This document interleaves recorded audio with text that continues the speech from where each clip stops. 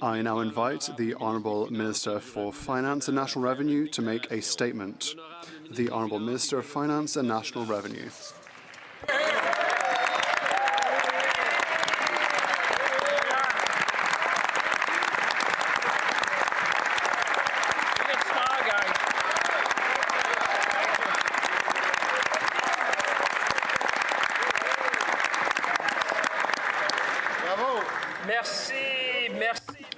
Thank you, Mr. Speaker. Pursuant to Standing Order 83.1, I would like to table in both official languages the Spring Economic Update documents for 2026, including the Notice of Ways and Means motion. The details of the measures are contained in these documents.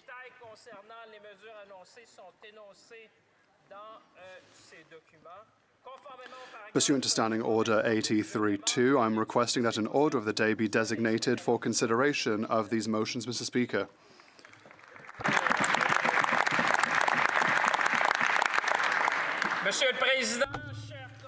Mr. Speaker, honourable members, fellow Canadians, when I rose in this House to deliver Budget 2025, I presented an ambitious plan to navigate the current challenges and harness Canada's many strengths to position our country for success for decades to come. The changes we are witnessing are sudden and unprecedented. From geopolitical shifts to supply chain disruptions to rapid technological breakthroughs, including in artificial intelligence, the world is changing quickly and Canada must adapt to thrive. That's why the Prime Minister called on Canadians to seize the opportunity and build at a speed and scale not seen in generations. To build Canada strong, to build sustainably and responsibly, to build a Canada for all, Mr. Speaker, because we believe in Canada.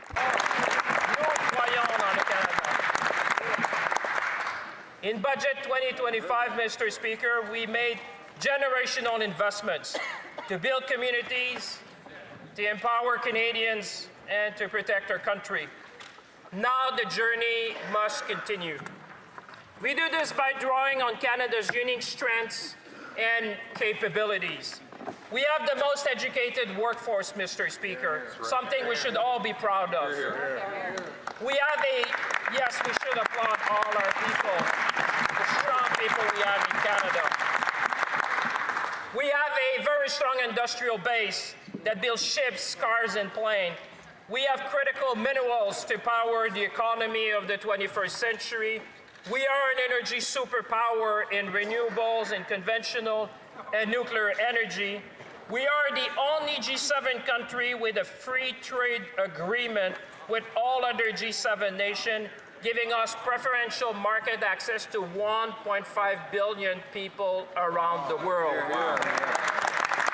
This is Canada, Mr. Speaker.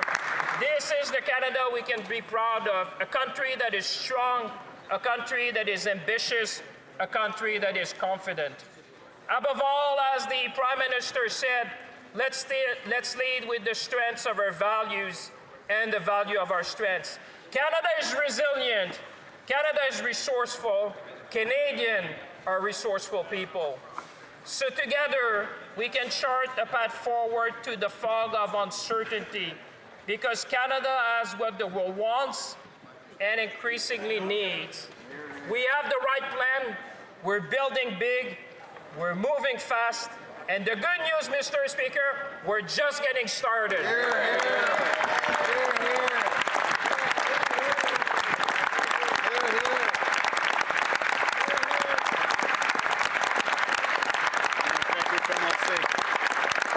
And I know in their heart, Mr. Speaker, that my Conservative colleagues also feel the same.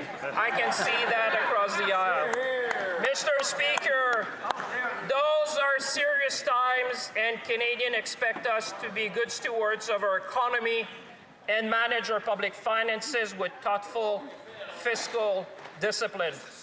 Au cours des 6 derniers Over the past 6 months, we have supported Canadians with concrete measures to make everyday life more affordable whilst strengthening our economy.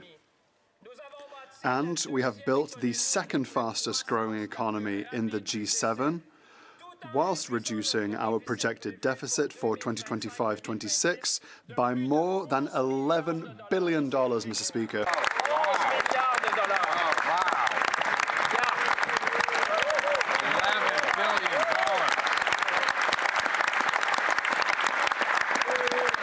Mr. Speaker, this is the essence of being strong fiscal manager, to make sure that we make the right decision, Mr. Speaker, to ensure not only benefits today but for future generations.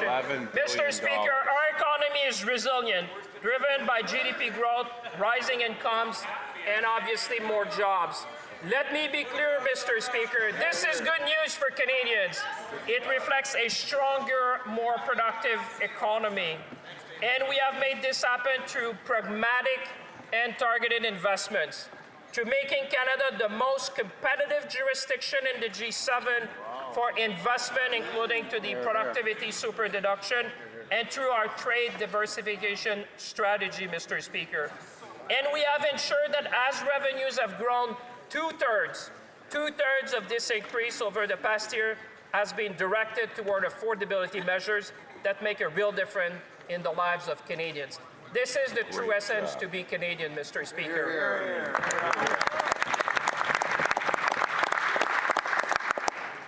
Guided by our commitment to spend less so we can invest more, and building on the comprehensive expenditure review, our government continued to reduce spendings, improve efficiency, and deliver better value for Canadians. As a result, Mr. Speaker, projected deficits are lower over the fiscal horizon. Great job. Deficits are lower over the fiscal horizon.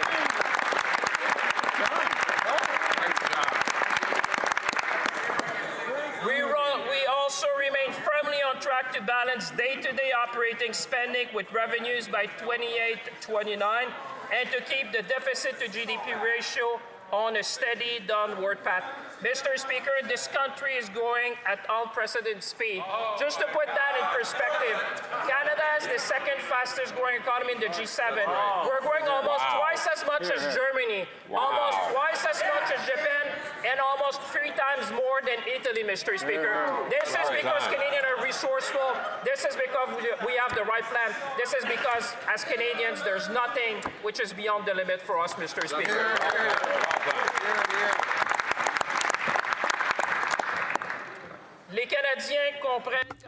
Canadians understand that by spending less, we can invest more. Our fiscal position is strong and allows us to build a Canada that is strong and fair. A Canada that is not just for some, most of the time, but for all the times, Mr. Speaker. Yes. That's how we go. Our ambitious plan to build the strongest economy in the G7 is on track, Mr. Speaker. We are delivering on our plan to the work led by the Major Project Office to supercharge 15 projects that are projected to create over 60,000 jobs and drive $126 billion in new investment. Well, We are delivering on our plan to a defense industrial strategy that will increase our defense export by 50% and support 125,000 high-paying careers with an anticipated $125 billion downstream economic benefit by 2035. Well done. And we are delivering on our plan to an automotive strategy that will protect a cornerstone of our economy while growing an industry that supports 500,000 jobs. We are delivering on our plan, Mr. Speaker, because we believe in Canada.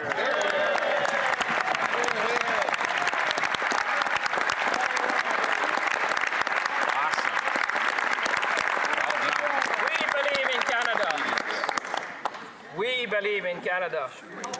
Mr. Speaker, this is a moment for Canadians to lead, for our nation to be ambitious. We are building fast, we are building Canadian, we are building sustainably. From the copper and gold mine expansions in British Columbia to the Darlington new nuclear project in Ontario, we are powering the next generation of prosperity. In the North, we are proud to support an Inuit-owned renewable energy project in Iqaluit, breaking the Arctic's reliance on diesel and returning energy sovereignty to our people.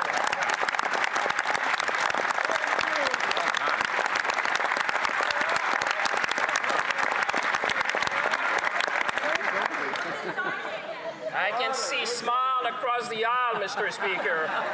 We are also expanding this model. There's more good news. We're also expanding this model of economic reconciliation to the Indigenous Loan Guarantee Program, supporting First Nation equity in major projects like the Chatham to Lakeshore Transmission Line.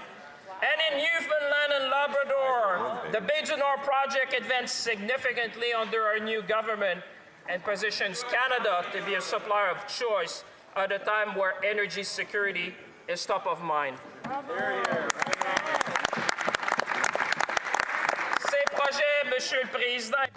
These projects and others like them across the country are creating thousands of high-paying careers for Canadians and strengthening communities from coast to coast to coast. My friends, advancing economic prosperity also means building a more sustainable future. That includes concrete climate policies that support growth, lower costs, and strengthen Canada's competitiveness. And we are on the right path to conserve 30% of Canada's lands and waters by 2030, Mr. Speaker. A great achievement.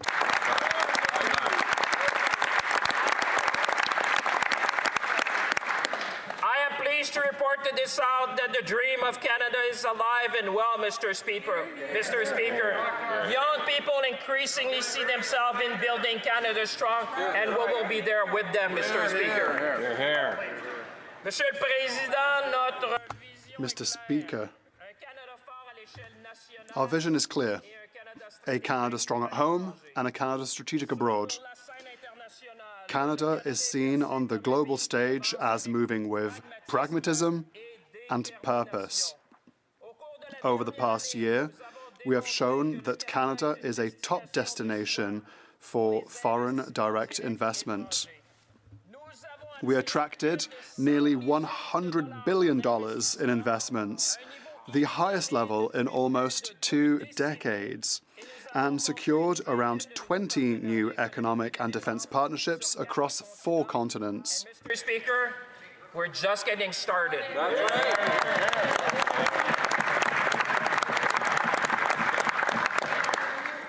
Everyone in this House will be happy to learn that in September, we will host the first ever Canada Investment Summit in Toronto to unlock even more opportunities, building on our trade diversification strategy that we outlined in 2025.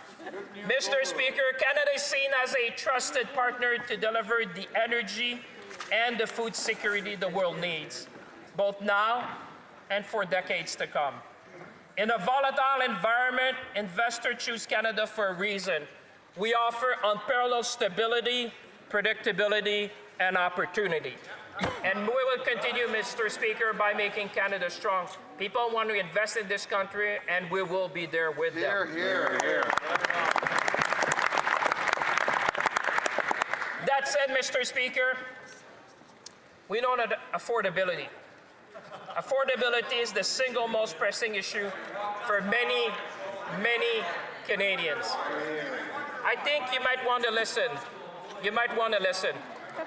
So we are relentlessly focused on what we can control, Mr. Speaker, delivering targeted support where it matters most while our economic plan takes hold. A boost today and a bridge to tomorrow to ease the cost of living of Canadians. Le 5 juin.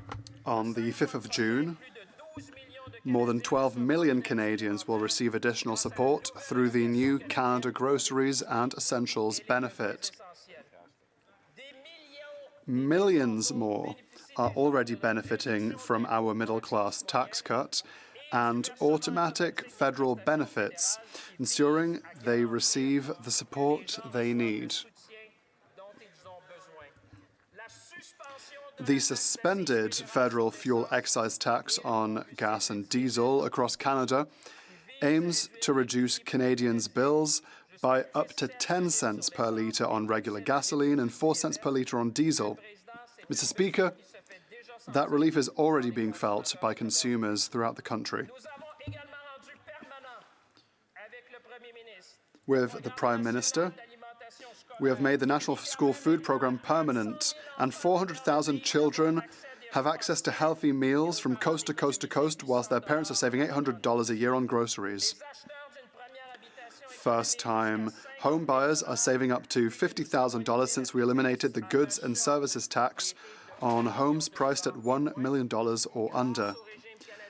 And thanks to the Canadian Dental Care Plan, close to 9 million Canadians can now access affordable dental care. Mr. Speaker, from the beginning, we have placed people and affordability at the center of our economic plan because we know that these pressures are real and demand immediate action because we believe in a Canada for all, Mr. Speaker.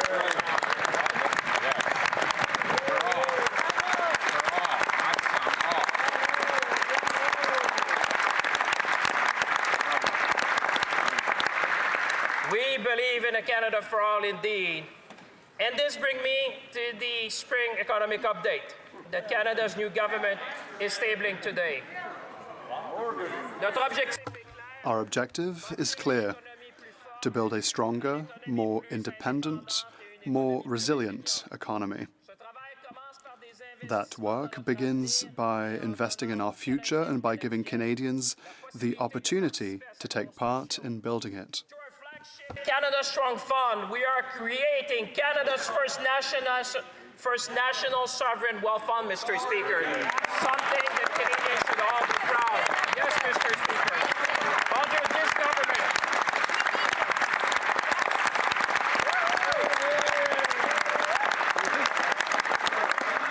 this is an historic moment, Mr. Speaker. Generations will look back at this Prime Minister, this government, this Parliament to say that we have been there for them, Mr. Speaker. We're building long-term wealth, Mr. Speaker, and growth. And I know my colleagues across the aisle are excited because I can hear them shouting, Mr. Speaker. A sovereign fund, to make it real for people watching at home, Mr. Speaker, is essentially a national savings and investment account designed to grow wealth for future generations. It's about taking action today for future generations. The fund will invest in key strategic Canadian projects and companies. It's going to be creating jobs. It's going to support innovation. It's going to make Canada more competitive, Mr. Speaker. Canadians themselves will be able to take part directly by investing in the fund, sharing in our growth, and contributing to the country we are building together, because we are all in for Canada, Mr. Speaker.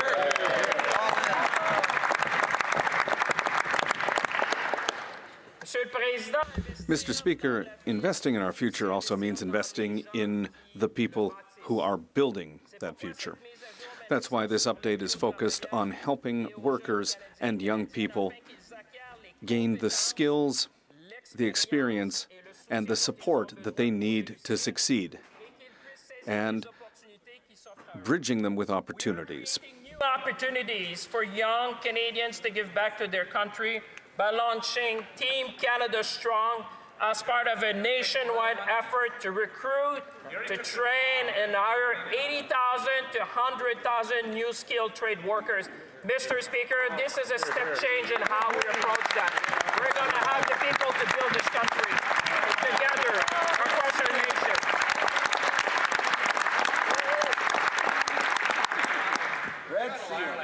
This means real pathways into skilled trades with paid training and on experience. It means more opportunities for employers to hire and train young workers.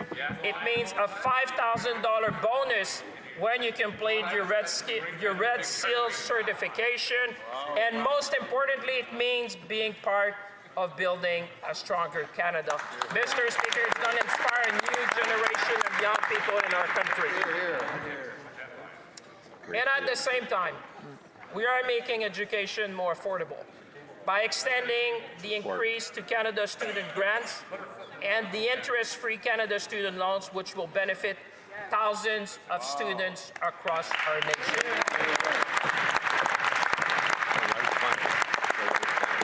My colleagues and I, we have been across this nation, the Prime Minister as well. We've listened to young people, and they said, give us a hand now. Make sure we can study, make sure we can be part of this, and we have answered, Mr. Speaker. We're glad to do our part for our young people. And we're doing much, much more because growth depends on people and on giving them the tools to succeed. That's at the core of a Canada for all, Mr. Speaker. You're here. Et c'est grâce à ces... And it's thanks to this new generation of builders that we will be able to build enough homes here in Canada. Mr. Speaker, this brings me to one of the most pressing challenges that Canadians are facing today, and that is, obviously, housing. Housing is a key pillar of affordability, and we've made significant and tangible progress to build more affordable housing across the country. Prices are down 20% and rents are down 9% nationally, Mr. Speaker.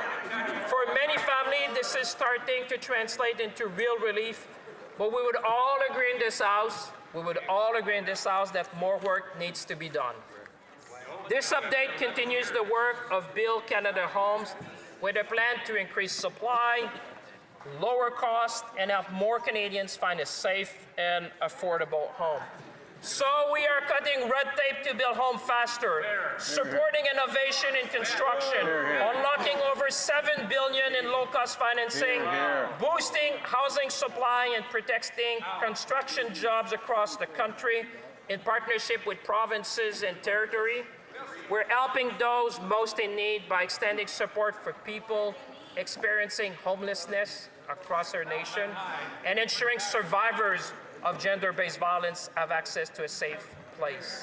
Mr. Speaker, because we believe in a Canada for all.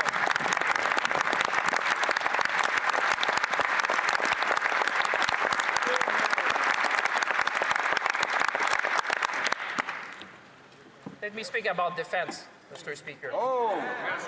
Monsieur le Président. Mr. Speaker, security starts here at home, but it also extends well beyond our borders.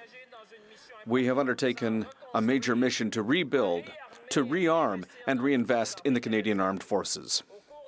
Over the last year, just the last year, we've invested over $63 billion into defense and security for our country.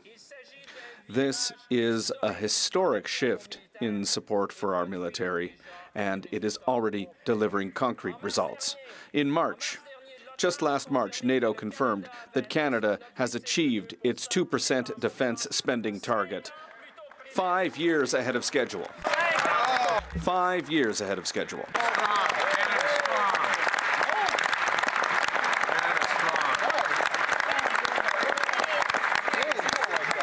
There was a part that I thought the opposition would applaud would be this one, Mr. Speaker. I think you defend our country. There's so much you can ask. Monsieur le Président, nous continuons. Mr. Speaker, we will continue to strengthen our defense capabilities. We will equip our forces with modern Canadian-made equipment and will invest in our workers and our defense industry. And because national security begins with those who serve our country, we announced the largest pay increase for the Canadian Armed Forces in a generation, and recruitment is now at its highest rate in 30 years. For Canada.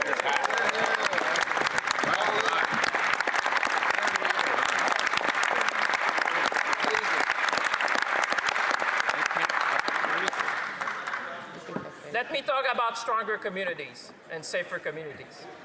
Yes. Mr. Speaker, strong communities are also safe communities and communities that bring people together. That's why this update invests in the things that make communities stronger, safer, and more connected across our great country. We are moving forward with a financial crimes agency and a national anti-fraud strategy helping protect Canadians and our seniors in particular, and to strengthen trust in our financial system. We're also taking steps to make communities safer with strong tools to address crime and better protect public access, Mr. Speaker. We have listened to communities across the country. We have listened to people, and we understand that they need safety in their place of worship, and we are there for them, Mr. Speaker.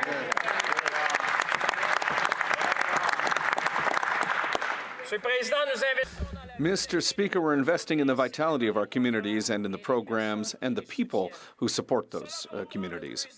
And that includes the most significant investment in our sports system in 20 years. To give young...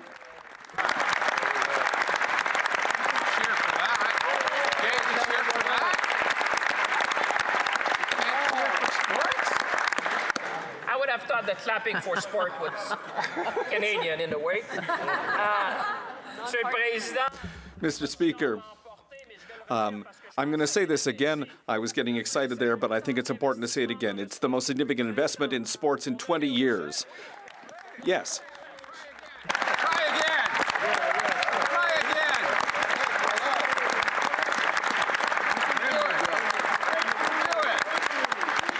I give them a second chance, Mr. Speaker. Pour donner aux jeunes. To give young people better access and better support for high-performance athletes with additional funding of $755 million.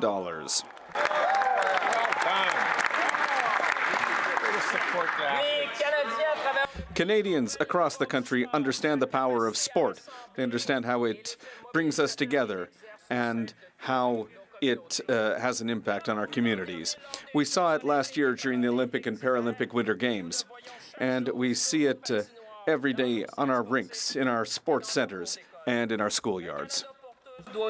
A Canada for all must also be a Canada where sport is accessible for everyone.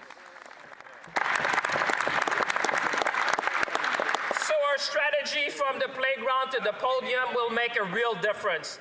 Unite our country and inspire a generation of young Canadians in a very true Canadian way, Mr. Speaker. This is Canada at its best, and we're going to support our young people and young athletes. And along our coast, the same spirit of hard work and community lives in our small craft harbors. They are more than infrastructure.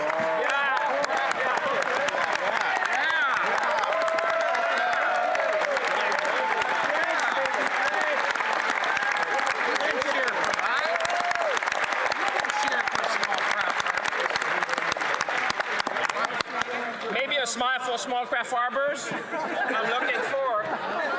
Mr. Speaker, let me restart again. They are more than infrastructure.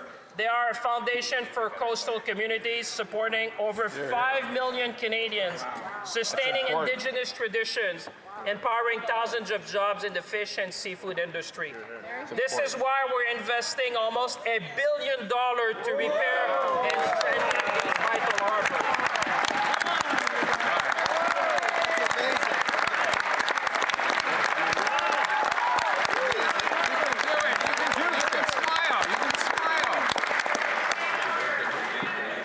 Regardless of which side of the aisle you sit in, Mr. Speaker, you know that when we invest in this place, we invest in the people who depend on them. And these are not isolated measures. We made these investments with a purpose. And let me make it real for you, Mr. Speaker, and colleagues in this House. In Budget 2025, we made generational investments in infrastructure to build stronger communities, delivering tangible benefits across the country. Now, Team Canada Strong will empower a new generation of workers from those same communities to help build the local infrastructure the government is investing in. Whether that means homes, sport facilities, or transit system, these projects will be built by workers in our communities for our communities. Because when communities are strong, safe, and connected, Canadians thrive together because we're all in for Canada, Mr. Speaker.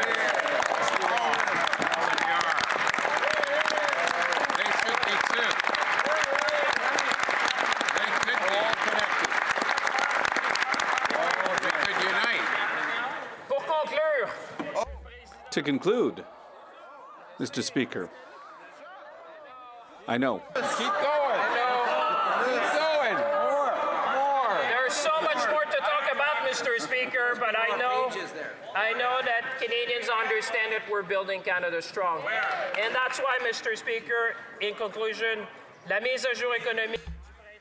This spring economic update reflects the progress that we've made and the important work that remains to be done. Building a strong Canada while ensuring that progress and economic growth are felt by all Canadians all across the country. Mr. Speaker, for our businesses, for our farmers and our entrepreneurs and workers, our fishers and Canadians from all walks of life, making sure the projects that build our nation move forward and that people have the support they need to get ahead, especially those affected by unjust tariffs, Mr. Speaker. We're all thinking about them, and we can tell them we have your back. Every single member here, we have your back, and we're thinking about you. Il s'agit de bâtir un Canada. It's about building Canada strong for all, Mr. Speaker. When we build a Canada strong together, there is no limit to what we can achieve. As Canadian astronaut Jeremy Hansen showed us on his recent journey to the moon, the sky is no longer the limit for us. So let's seize the moment, let's be ambitious, and let's build Canada strong together.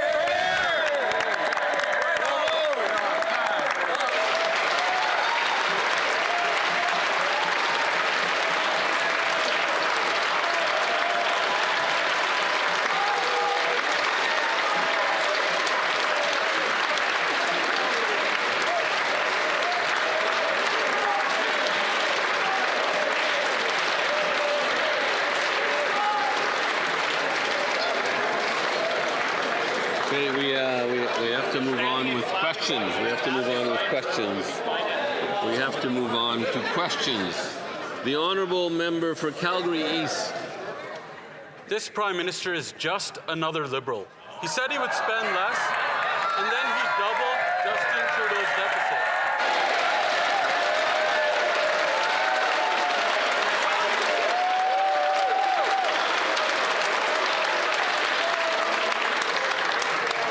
Member may start over. This Prime Minister is just another expensive Liberal. He said he would spend less, and then he doubled Justin Trudeau's deficit. Liberals liberal, and they doubled the national debt. Every single year, debt servicing costs are going to go up, and they're going to be more than what the provinces get in healthcare transfers or what's collected in GST revenue.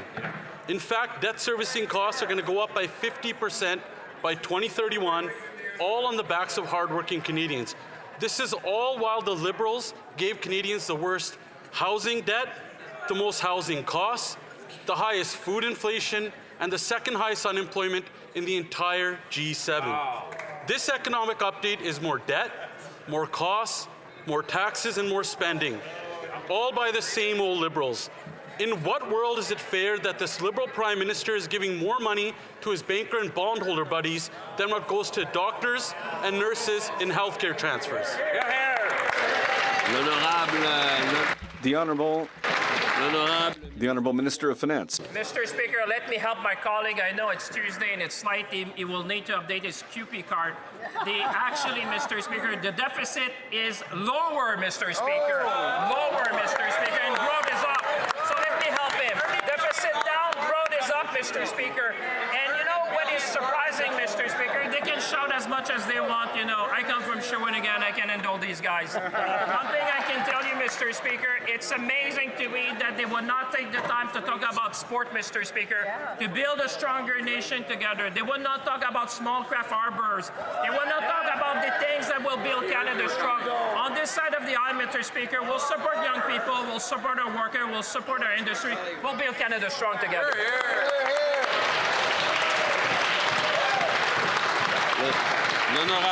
The Honourable Member for Joliette-Manawan. Thank you, Mr. Speaker.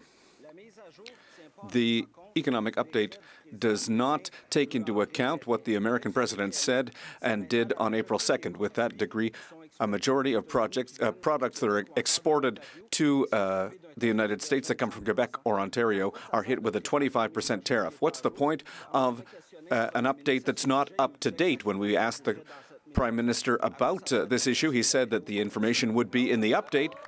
What's the point of having an update that's not up to date? The Honourable Minister of Finance. I'd like to thank my colleague for an important question, and I mentioned it in my speech.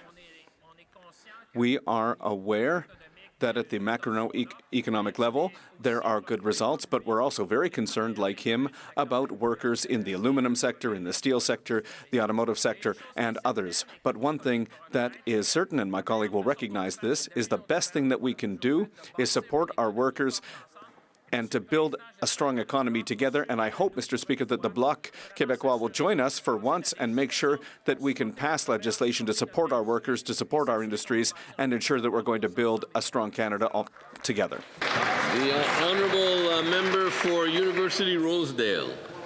Mr. Speaker, it's an honour to rise on behalf of the people of University Rosedale, many of whom could benefit from the Canada Disability Tax Credit but have found this process difficult and onerous to navigate.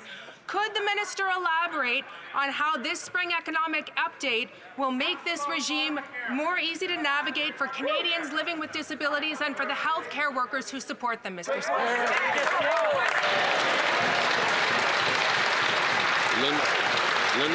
The Honourable Minister of Finance. Speaker, I'm sure everyone in University of Rosedale watching are proud of their new member of Parliament. It's just a few days and she's already making a difference. She is right, Mr. Speaker, and she has the experience. In fact, what we have made is to make sure that people who need the disability tax credit, those who are entitled, can do it faster, Mr. Speaker. We have listened to community, we have listened to people, and what they were telling us, Mr. Speaker, is that the process was very cumbersome. They could not get the benefit. You know what, Mr. Speaker? This is about being a true Liberal. We are fiscally responsible, but we're also there for people. We're listening to communities. And, Mr. Speaker, I can tell you 2/3 of the additional revenue that we have received, we have used the proceeds to make sure we make life more affordable for Canadians. That is truly building Canada strong for all. The honourable member for Vancouver East. Thank you, Mr. Speaker. There's nothing in the spring economic update on surveillance pricing. There is nothing on excessive tax profits, as oil companies are set to make some $90 billion in excessive profits. Meanwhile, there's only two-thirds of the $140 billion for housing is actually for developers in lost revenues. And the government does not, in the economic budget, has the wherewithal to ensure the right fit program for people with disabilities are funded. They only need $500,000 to keep the program going for people with disabilities to find the home. Why didn't the government support people with disabilities? Here, here. The Honourable Minister of Finance. Mr. Speaker, I have enormous respect for my colleague. She raised a very important question. With respect to the disability tax credit, Mr. Speaker, we have listened to community. We have made sure that it's more efficient. Mr. Speaker, we want to make sure that people who are entitled to benefit can find the process easier. But one thing I want to say is that all the new measures, 50% of all the new measures we have adopted in the spring economic update, Mr. Speaker, is to help Canadians from coast to coast. So, Mr. Speaker, we're always going to have the back of Canadians. We're going to support our workers, support our industry. We're going to build Canada strong together. The Honourable Member for Richmond-Athabasca. Thank you, Mr. Speaker. If you look at let's look at the facts. The previous Liberal Prime Minister projected a deficit of $31 billion. Today, we have learned that the government has doubled that deficit. They've announced a sovereign wealth fund. The minister has compared us to Norway and Saudi Arabia. But Norway and Saudi Arabia actually export their natural resources. That's why they have budgetary surpluses. Canada is in a deficit. The government is spending using Canadians' credit cards. $25 billion will be charged to Canadians' credit cards to begin the wealth fund. There's just 3 lines in here about renegotiating CUSMA. 3 lines. What about our industries? Steel, aluminum, forestry, the automotive industry. A deal with our greatest economic partner deserves more than 3 lines in this document.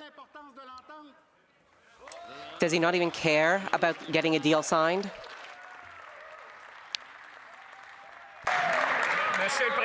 Mr. Speaker, I understand that this is an important document. My colleague may not have had the time to go through all of it.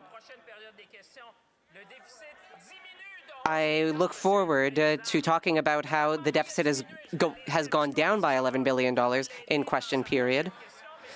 This will be useful for him if he's writing his QP questions.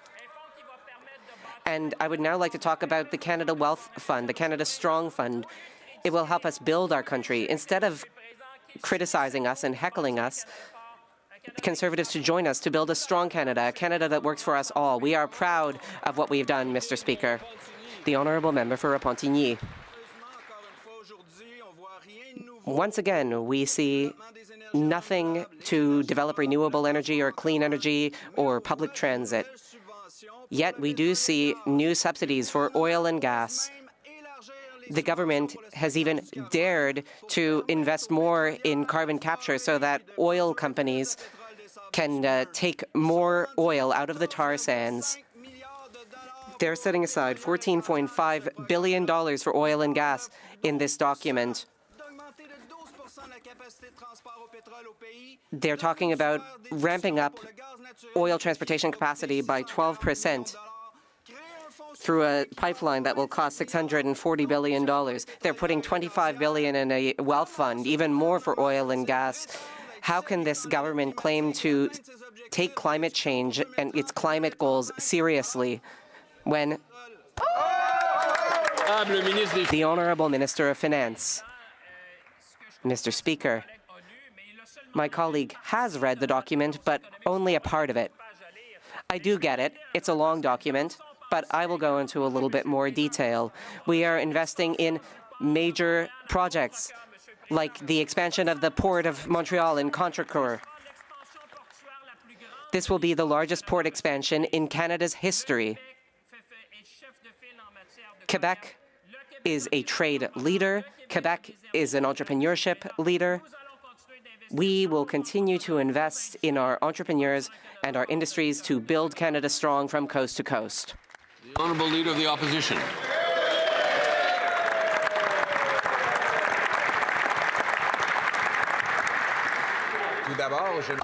First, I would like to congratulate the Honourable Minister for his speech. I would thank him for simplifying the disability tax credit. As a father, I appreciate that, and I'm ready to work with him to make the system simpler so that it can help more people.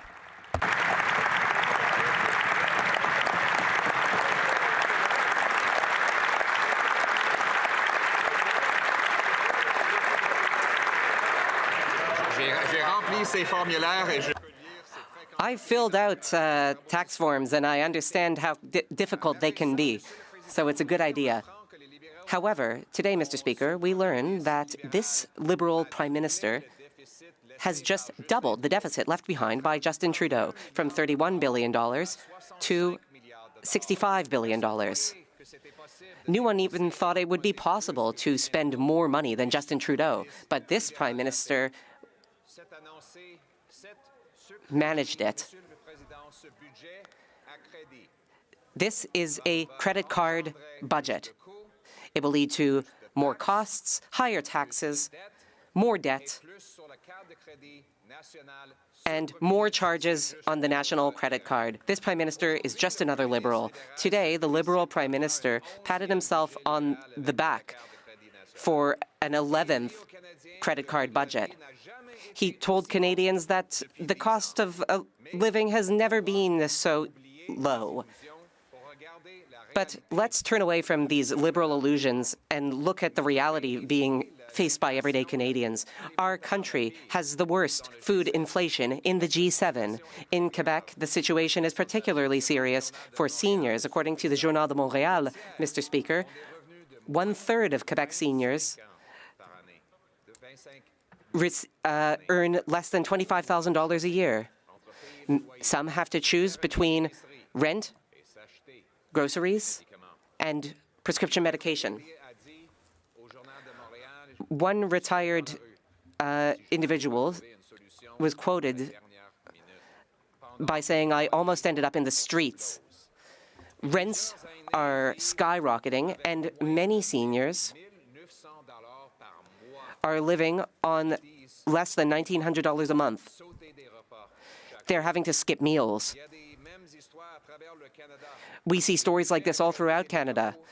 The Liberals' credit card budget has led to more inflation, higher prices, and a future of high taxes, all while Liberal insiders continue to rake it in through corporate welfare and subsidies. That's what we see in the Liberal economic update. More spending, more costs, more taxes, more charges on the national credit card. This Prime Minister is just another Liberal. The Prime Minister has broken his promise to reduce the debt-to-GDP ratio. It is set to increase for 4 years straight. The Prime Minister also broke his promise to spend less. Spending this year has gone up by 5%, beyond what Justin Trudeau projected.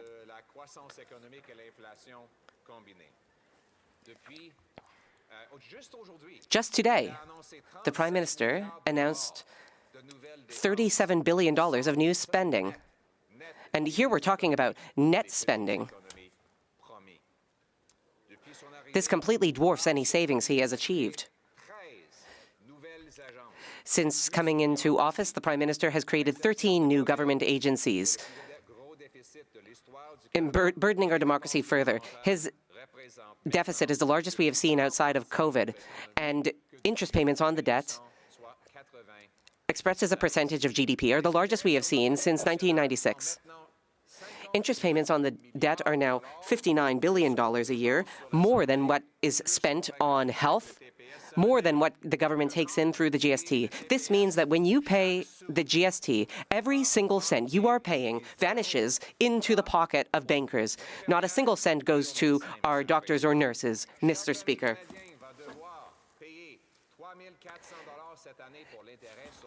Every Canadian this year will pay $3,400 just to service the debt, with getting nothing in return on services.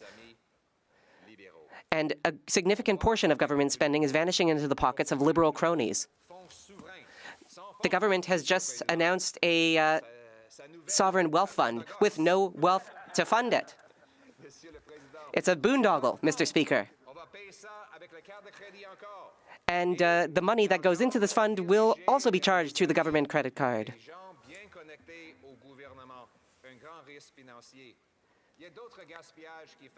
Liberal insiders will make a killing on this. There are other measures to favor the global elites. $3 billion for climate spending. This is the same excuse that the Prime Minister used to enrich Brookfield. Let us think about his Net Zero Alliance, which is currently going bankrupt. He is spending on electric vehicles built abroad at the expense of Canadian jobs. $11 billion for a great big conference of global elites who will get together and talk about how best they can squander away taxpayer money. And the update is also predicting increased inflation and decreased growth, all while the government is doing all it can to increase the cost of living and reduce wages, all while Liberal insiders rake it in. Over the past year, quality of life has been on the decline, costs have been going up. I would invite these Liberals to open their eyes and wake up to reality. They should propose a plan to reverse course. Conservatives have proposed a plan with 4 pillars. First, abundant, affordable energy with no tax on gasoline and no carbon taxes. 2,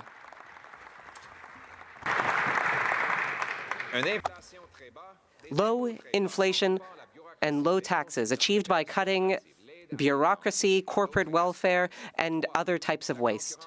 3, free trade competition. And 4, national autonomy.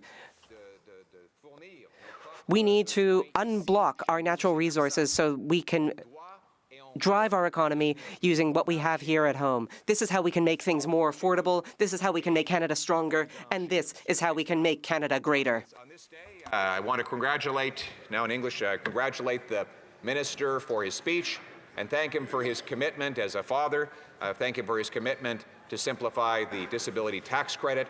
Our people should be spending their times living their lives rather than filling out forms. We want to make life simpler for people who already have enough benefits.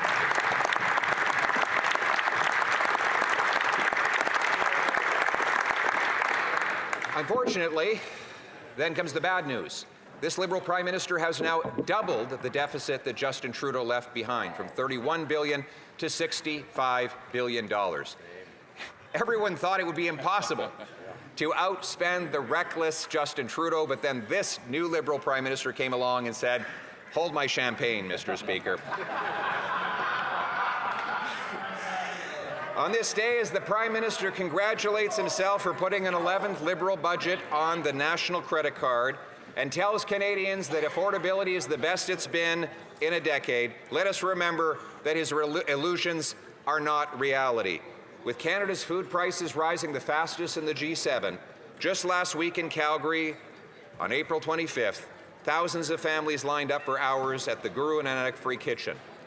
Many with suitcases, Mr. Speaker, so that they could take away 80,000 pounds of free potatoes and groceries because they cannot afford to feed themselves. In Moose Jaw, the food bank has had to limit visits to once a month instead of 2. I don't know what people are doing for the rest of the year. 150% increase in the demand at that local food bank under this Liberal government. Nationwide, food banks are recording nearly 2.2 million visits per month. That's double from 7 years ago. Working parents are skipping meals so their children can eat. Seniors are choosing between groceries and medication. Young families are staring down mortgage increases as inflationary government spending drives up their mortgage costs. And all of this, Mr. Speaker, is leading to real misery in people's lives, real human costs that we saw with the report of the World Happiness Index, which saw Canada fall from 5th happiest in the world to 25th during the span of this Liberal government. Among Canadians under the age of 25, we now rank 71st behind the US, UK, Australia, and even Kazakhstan, Vietnam, and Moldova. Wow. Who would have thought that Kazakhstani youth, Vietnamese youth, Moldovan youth would be happier than Canadians in their youth in the springtime of their lives, Mr. Speaker? That is the tragedy of Liberal credit card budgeting that impose higher costs on people's lives. Here's how it works. They put the nation's bill on the national credit card, and they force Canadians to put their bills on their personal credit cards. Meanwhile, a small group of Liberal elites and corporate insiders get fantastically rich off government handouts, bailouts, and carve-outs. Today's Liberal fiscal updates brings more costs, more debt, and more bills on the national credit card. This Prime Minister is just another Liberal. Here are the facts. Here are the facts. He doubled the deficit from $31 billion to $65 billion.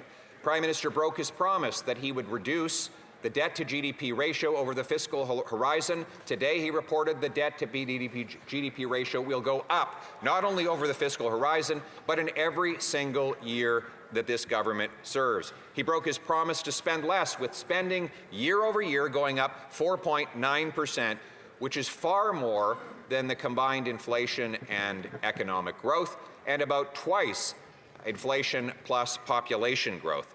He's added $37 billion of brand new spending measures in this economic update alone, on top of tens of billions of dollars already announced in the last year. Since taking office a year ago, this Liberal Prime Minister has created 13 new government agencies. Outside of COVID, last year's was the largest deficit in Canadian history, and this year's spending is the highest as a share of GDP since 1996.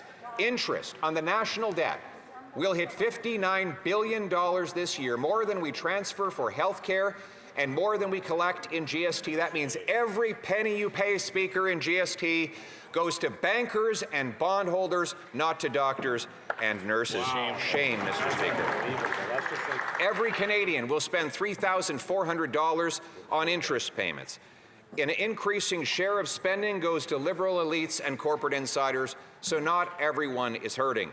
The Prime Minister's so-called sovereign wealth fund, which has no wealth to put in it, is relying 100% on the national credit card.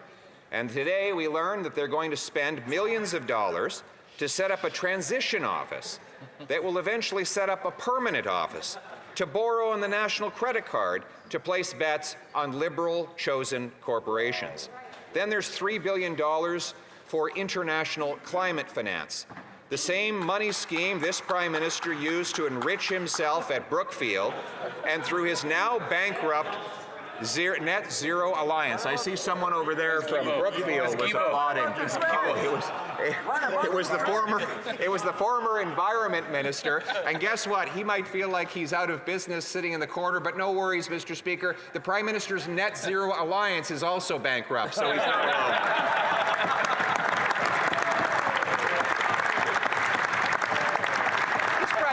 Has been wrong about everything, by the way. Everything. He tells us every day how smart he is. He was wrong to say we needed a bigger and broader carbon tax, wrong to oppose the pipeline to the Pacific, wrong to say there would be deflation after COVID, wrong to say that printing money wouldn't cause prices to go up, wrong to say we should keep 50% of our oil in the ground, Mr. Speaker. How can we ever expect him to get anything right when he's been so wrong for so long?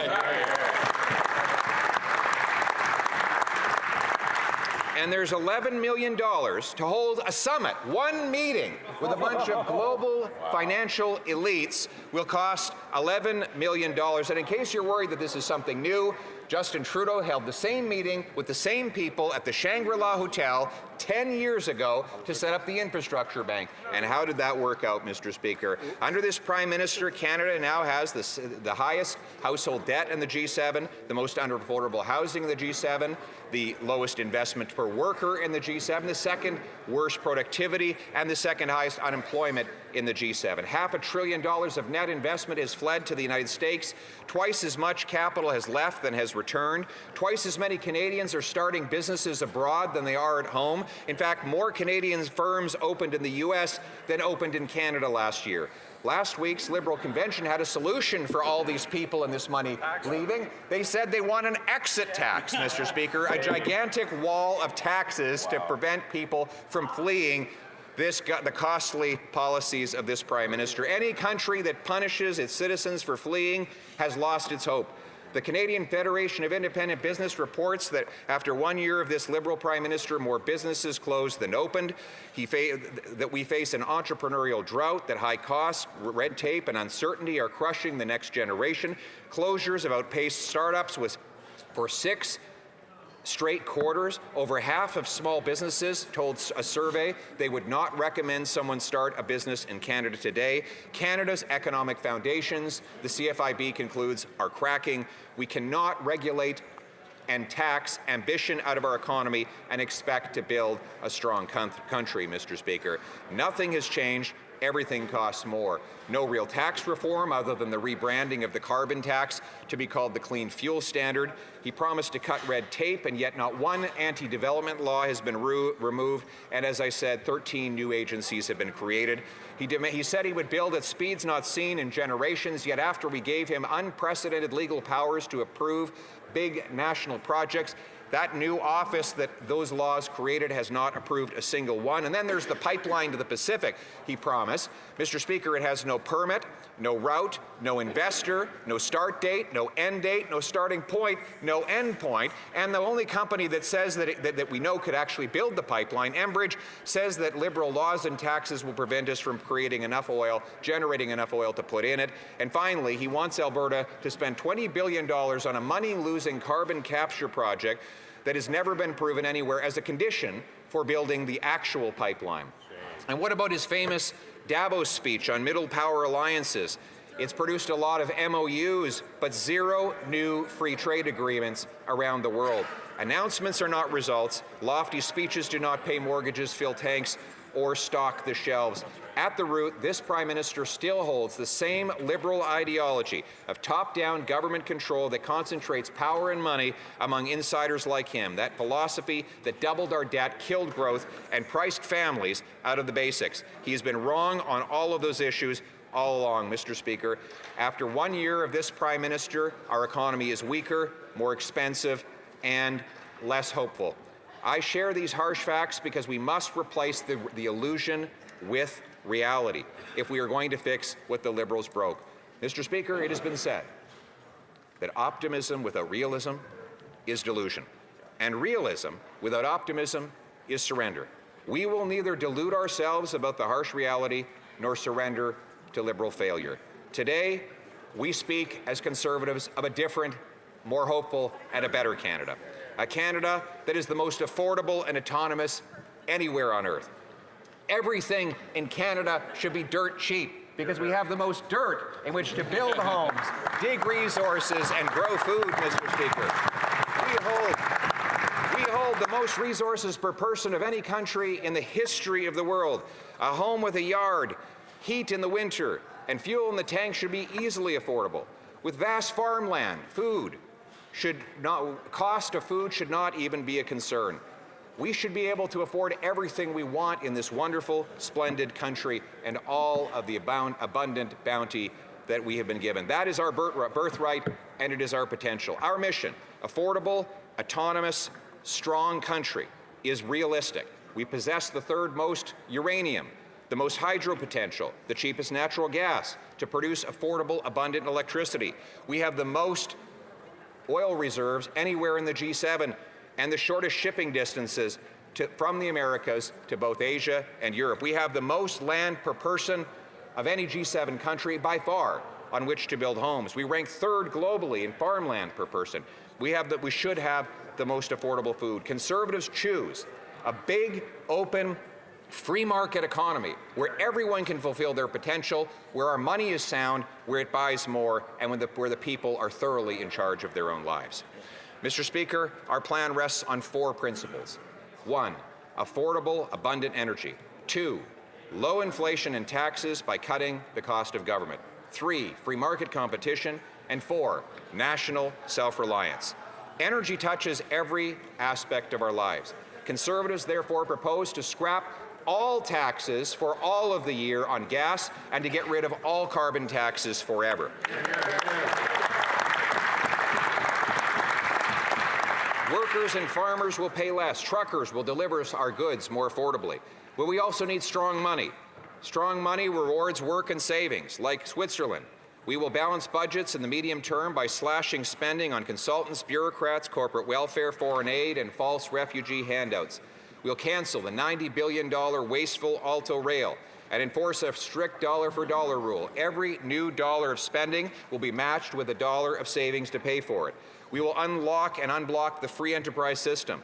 We'll end corporate welfare, cut taxes, end taxes on home building, energy, reinvestment, and lower taxes on work by simplifying and lowering the rates in our Income Tax Act. We will unblock home building and resource extraction by eliminating delays. And, Mr. Speaker, we will do all of this because we believe in an economy that serves the hardworking people of this country. The choice is clear. We can have an economy of lobbyists and handouts or hard work and competition. Political aristocracy or economic meritocracy.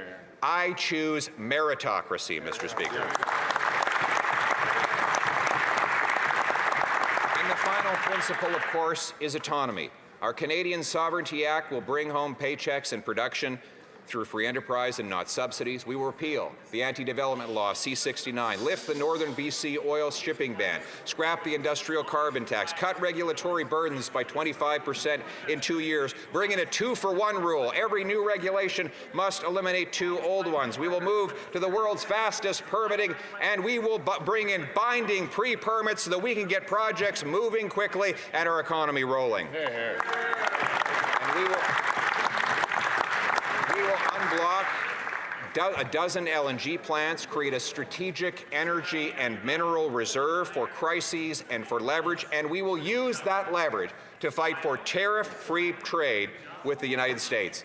That means building up our leverage to end the needless tariffs on our steel, aluminum, autos, and lumber.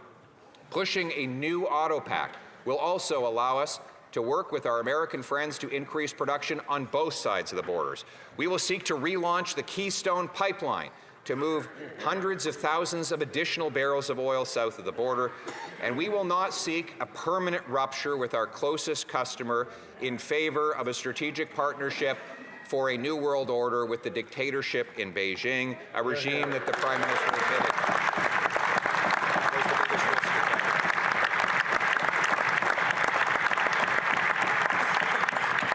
Canada sells 20 times more to the United States than it does to China, and that is not going to fundamentally change, no matter how many illusions and falsehoods the Prime Minister promises. The same Prime Minister knows that. That's why he has 91% of his investments in the United States and not in Canada. Unfortunately, under his leadership, his investments are among those that have fled.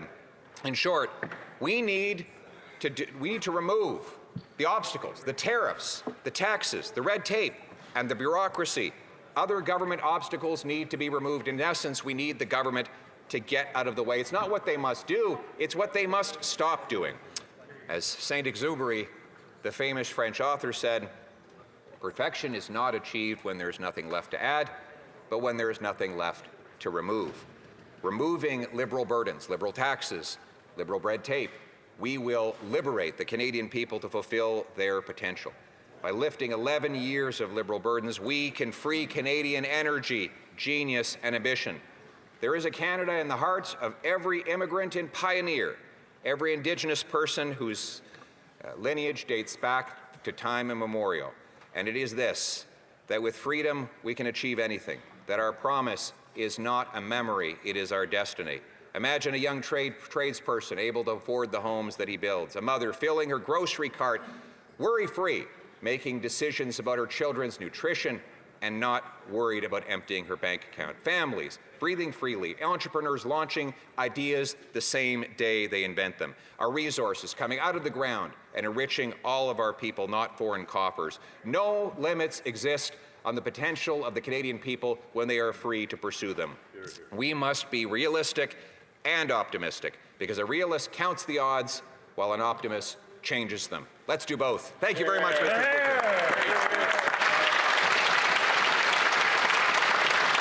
Questions and comments? The honourable member for Winnipeg North. Yes, thank you, Mr. Speaker. Where I agree with the leader of the Conservative Party is to look at the contrast. And there is a great big difference.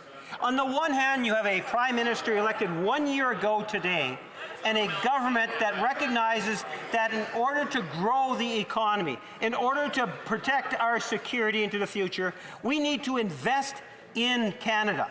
We need to invest in our infrastructure, invest in our people, Mr. Speaker. From day one, those are the types of actions that we have witnessed.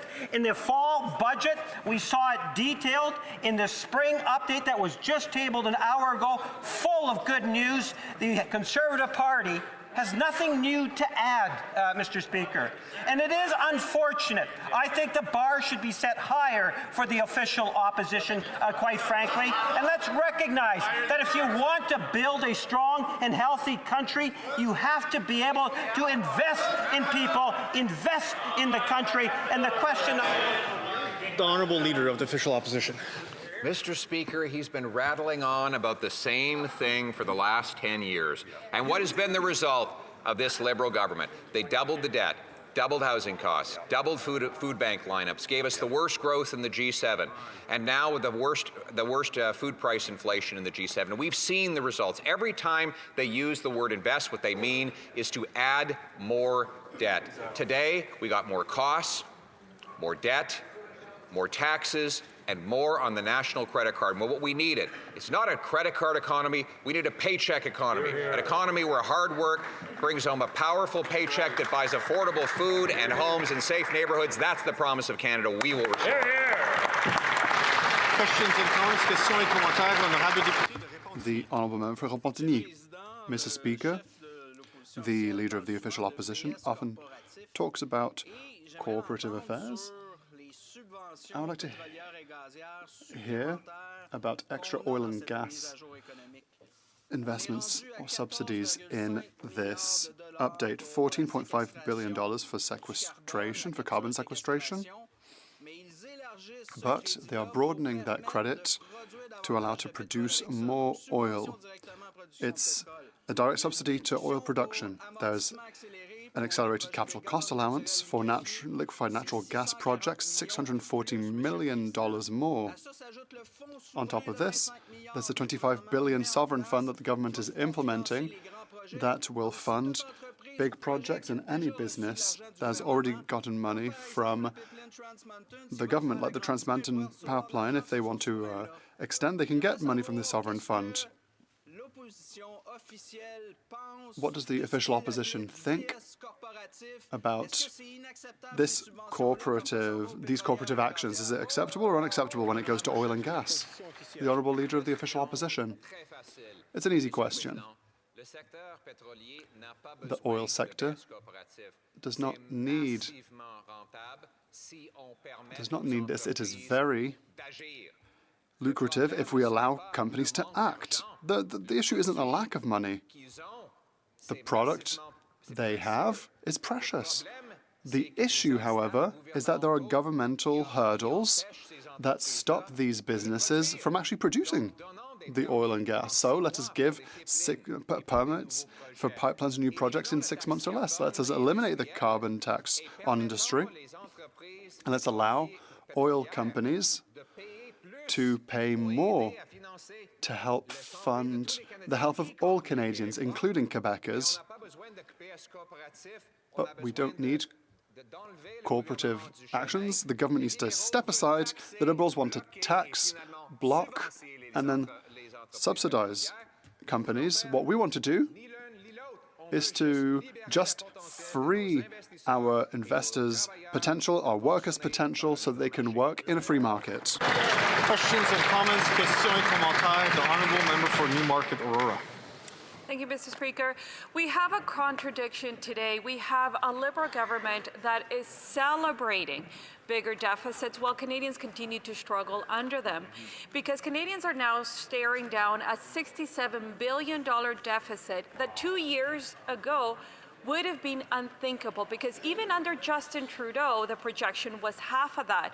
And this, of course, is not even the full picture, because it does not include the $100 billion in submarines, the largest military procurement in our history. So my question for the member is simple. Does he ever think that the Liberals will balance the budget? The Honourable Leader of the Official Opposition. Well, of course, the budget's going to balance itself, right? You know, we make fun of Justin Trudeau, though, but how can we really continue doing that when the new Liberal Prime Minister has a deficit that is 100 times bigger? I mean, did you ever imagine that anyone could outspend Justin Trudeau? Anyone could be more irresponsible than Justin Trudeau? You know, you wonder, is it sheer incompetence, or is it because this Liberal Prime Minister and the elites around him actually profit off of all of the inflation and the handouts this creates? And remember, the CEO of Brookfield said that inflation drives profits for Brookfield. It means they can charge higher rent to working class tenants. It means their stock price goes up. It means their assets go up in price while destroying the working class people. At the same time, what is the money funding that the Prime Minister is putting on the national credit card? Corporate welfare, handouts to insiders. While they lock up all the other small businesses and entrepreneurs, they give special deals to Liberal insiders and powerful elites. That is the economy that they've created, Mr. Speaker, one for insiders and elites. We want an economy that is bottom-up, free enterprise for every Canadian who works hard, pays their taxes, and plays by the rules. Questions and comments, questions et commentaires. The Honourable Member for Courtenay, Alberni. Mr. Speaker, we know that right now people living with disabilities that actually can qualify get $200 for the Canada Disability Benefit. Despite that it's that meager, Mr. Speaker, the Liberals offered nothing in terms of an increase despite the high rates of inflation. Also, Mr. Speaker, we've talked to them and we brought forward ideas about improving the disability tax credit form, just honoring people who are living with disability in their province and territory, that they would automatically qualify. What do the Liberals do? They tinker the form and they say good enough. But Mr. Speaker, it's costing 250,000 doctor hours a year and 1 million patient visits just to do that form. That red tape alone is a reason to actually just honor people who are living with disability in their provinces and territories. Through you, Mr. Speaker, to the Leader of the Official Opposition, does he support our proposal that you should, if you're on disability in your province and territory, you should automatically qualify? And do the Conservatives support increasing the Canada Disability Benefit for those people that are living with disabilities? Excellent question. The Honourable Leader of the Official Opposition. I think that's a great question. First of all, obviously, if somebody's on disability, they should automatically qualify for the disability tax credit. I will note there are a lot of people who should also qualify but that are not receiving disability provincially. So it should not necessarily be the case in the reverse direction. The other thing that needs to be simplified is the disability savings account. I think what should happen is when somebody applies for the disability tax credit, they should be able to tick a box for CRA to contact their bank and alert them to set up, free of charge, a registered disability savings account, because it took us 2 trips to the bank and a stack of paper like this in order to do it. It took forever. I can't imagine a very busy single mother who's working as a waitress is going to be able to go twice to the bank, fill out all those forms, and as a result, 18 years later, her child is not going to have a savings account to help that child with their future. So let's make it automatic, let's make it simple, let's empower people's lives and not drown them in paperwork. Thank you. Questions and comments, questions et commentaires. The Honourable Secretary of State for Nature. Mr. Speaker, it's curious to see the opposition against the economic update, especially when at every QP we hear how important it is to tackle the challenges faced by all Canadians, especially youth, when it comes to housing. However, in the budget and in the update, we want to build and implement a fund for strong communities, $51 billion.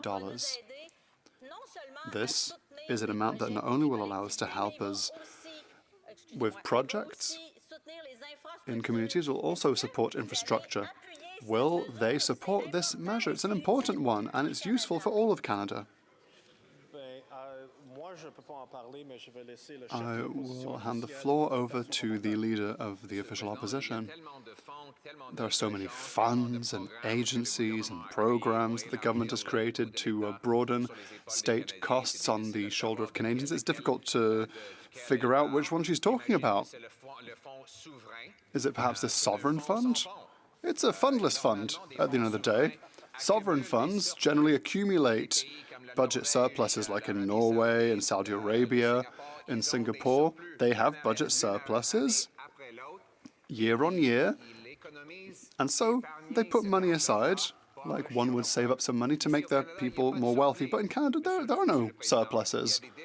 There are deficits year after year after year. We have a debt that goes over $1 billion. This Prime Minister wants to crack out the credit cards to invest in corporations linked to the government that have influence over the government. And now I'm sure that Canadians will lose the money and pay interest on the new debts added by the Prime Minister. And that's ridiculous, Mr. Speaker. For investments, we have to eliminate obstacles and taxes. We need a free economy here in Canada.